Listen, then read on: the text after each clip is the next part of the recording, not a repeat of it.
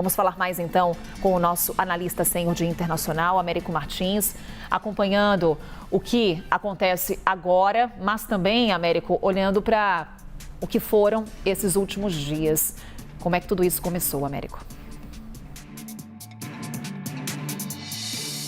Pois é, Carol, essa possibilidade de entrada dos Estados Unidos nesse conflito nos dá a oportunidade de pausar por um segundo e refletir sobre tudo o que aconteceu.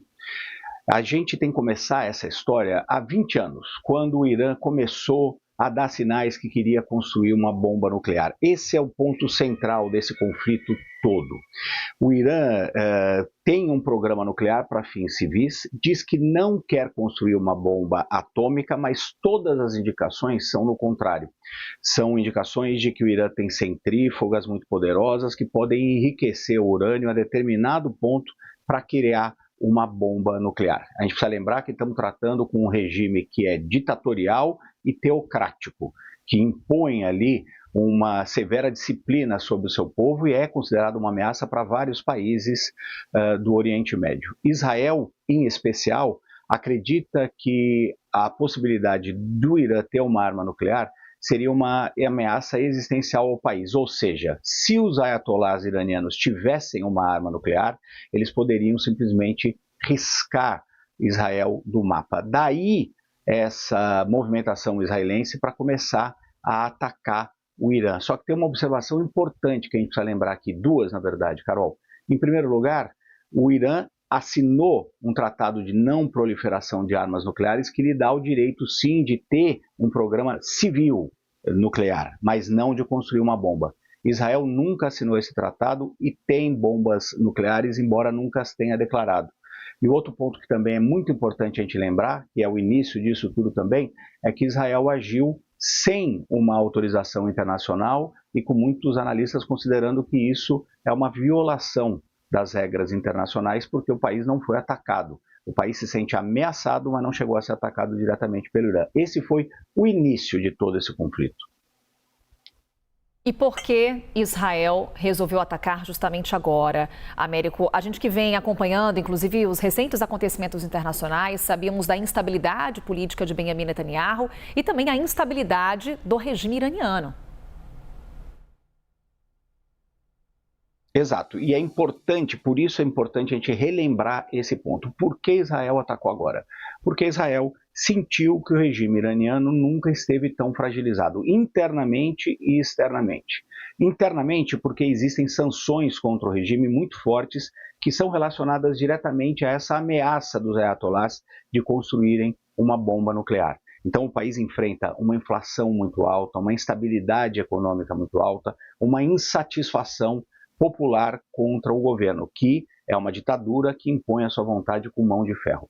Externamente, Israel, ao longo dos últimos meses, em especial desde o início da guerra na faixa de Gaza, foi destruindo militarmente, ou pelo menos enfraquecendo muito militarmente, os principais aliados do Irã no Oriente Médio. Então estou falando do Hamas na faixa de Gaza, Hezbollah no sul do Líbano, milícias armadas e financiadas pelo Irã na Síria, no Iraque e os Houthis no Iêmen. Eram todos grupos armados e financiados pelo Irã com um objetivo principal: atacar Israel e ajudar a defender o Irã em caso de conflito com os israelenses.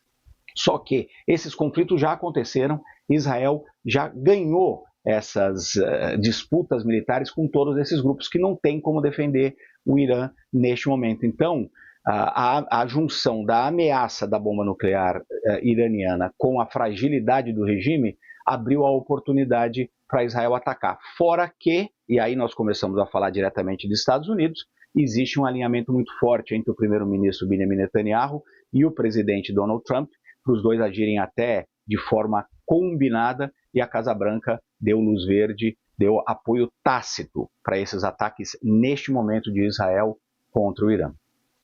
Para esse momento de agora, né, Américo, para quem está nos acompanhando, temos então o presidente dos Estados Unidos, Donald Trump, chamando o líder supremo do Irã de alvo fácil, disse que a paciência dos Estados Unidos está se esgotando, exige uma rendição incondicional do Irã.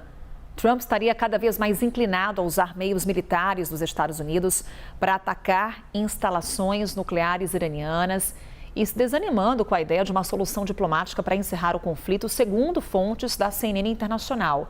Por que, Américo, Donald Trump está considerando colocar os Estados Unidos diretamente no conflito?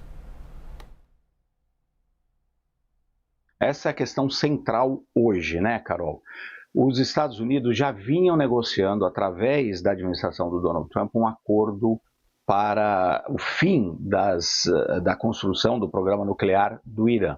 Antes até disso, a gente precisa lembrar que em 2015, o Irã, antes dessa confusão toda, dessa atual instabilidade no Oriente Médio, o Irã tinha fechado um acordo nuclear com os Estados Unidos e com outras 5 potências, a Alemanha e os 4 países que fazem parte do Conselho de Segurança da ONU, junto com os Estados Unidos. Foi um acordo que foi feito na época do Barack Obama e que estava reduzindo as tensões, permitindo uma vistoria da Agência Nuclear Internacional nas instalações iranianas e reduzindo a possibilidade do Irã produzir uma bomba atômica. Só que o Trump foi eleito no primeiro mandato, acabou com esse acordo, dizendo que era o pior acordo do mundo, apesar de todas as evidências mostrarem o contrário, que o Irã estava de acordo com o que tinha negociado, estava cumprindo o que tinha negociado. O Trump jogou tudo para fora, o Irã também saiu do acordo e aí retomou seriamente o seu programa nuclear, achando que não tem como negociar com os Estados Unidos. Aí o Trump é reeleito, volta, propõe um acordo nuclear com o Irã. Existem negociações que acontecem, mas que não chegam em lugar nenhum. Isso estou falando pouquíssimo antes dos ataques israelenses. Por que essas negociações não chegaram em lugar nenhum, Carol? Porque os Estados Unidos querem uma coisa, o Irã outra. Os Estados Unidos querem que o Irã abandone qualquer enriquecimento de urânio, mesmo para fins pacíficos, porque diz que não confia nos ayatolás.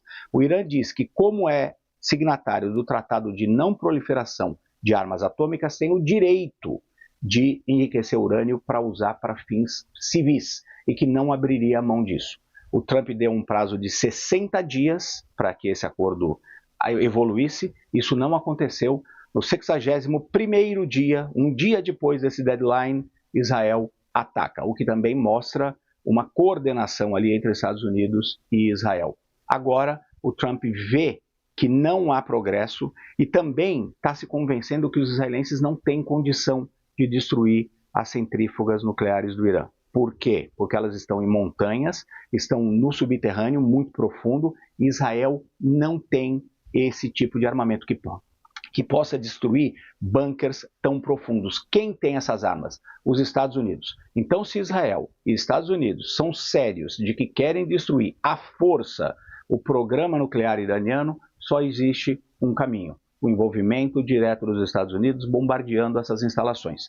E é isso que aparentemente está se encaminhando para acontecer, Carol, porque os Estados Unidos já estão deslocando inclusive aviões e armamentos para o Oriente Médio. Isso dá, no mínimo, a possibilidade concreta do Donald Trump dar uma ordem para o envolvimento dos Estados Unidos.